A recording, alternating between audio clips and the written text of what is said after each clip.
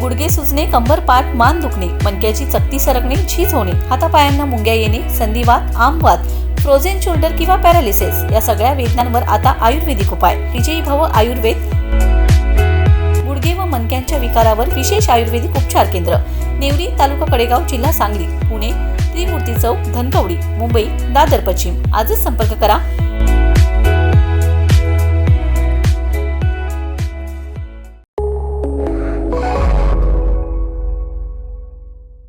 नमस्कार, मी मयुरी आणि आपण पाहत आहात 7 स्टार न्यूज. कडेगाव शहरासह तालुक्यात रमजान ईद उत्साहाने साजरी करण्यात आली. या निमित्त कडेगाव निमसोड रोड येथील ईदगाह मैदानावर मुस्लिम बांधवांच्या वतीने सार्वजनिक नमाज अदा करण्यात आले.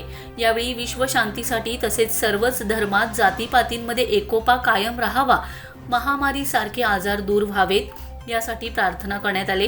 कडेगाव शहरासह कडेपूर, शाळगाव, वांगी, अमरापूर, देवराष्ट्रे, चिंचणी, नेरली, तडसर आदी गावांसह संपूर्ण तालुक्यात रमजान ईद उत्साहाने साजरी करण्यात आले.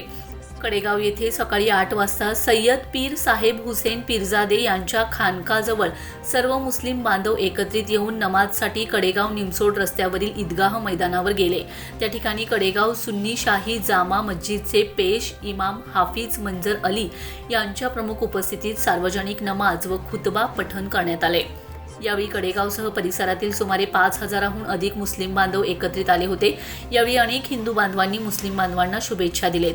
यामध्ये प्रामुख्याने माजी कृषी राज्यमंत्री डॉक्टर विश्वजित कदम, माजी आमदार पृथ्वीराज देशमुख, जिल्हा परिषदेचे माजी अध्यक्ष संग्रामसिंह देशमुख, जिल्हा परिषदेचे गटनेते शरद लाड, सागरेश्वर सूतगिरणीचे अध्यक्ष शांताराम कदम, कडेगाव पंचायत समितीचे सभापती डॉक्टर जितेश कदम, पंचायत समिती सदस्य दिग्विजय कदम, पंचायत समिती सदस्य भुजंगराव माळ, विश्व संग्राम फाउंडेशनचे संचालक विश्वतेज देशमुख, रायगाव शुगरचे चेअरमन रविराज देशमुख, प्रांताधिकारी रणजित भोसले, तहसीलदार डॉक्टर अजित शेलार, कडेगावचे नगराध्यक्ष धनंजय देशमुख, उपनगराध्यक्ष पैलवान अमोल डांगे, विरोधी पक्षनेते विजय शिंदे, ज्येष्ठ नेते चंद्रसेन देशमुख, सुरेश थोरात, दीपक भोसले, ज्येष्ठ नेते DS देशमुख, संतोष डांगे, माजी नगरसेवक उदयकुमार देशमुख यांच्यासह आदींनी शुभेच्छा दिलेत.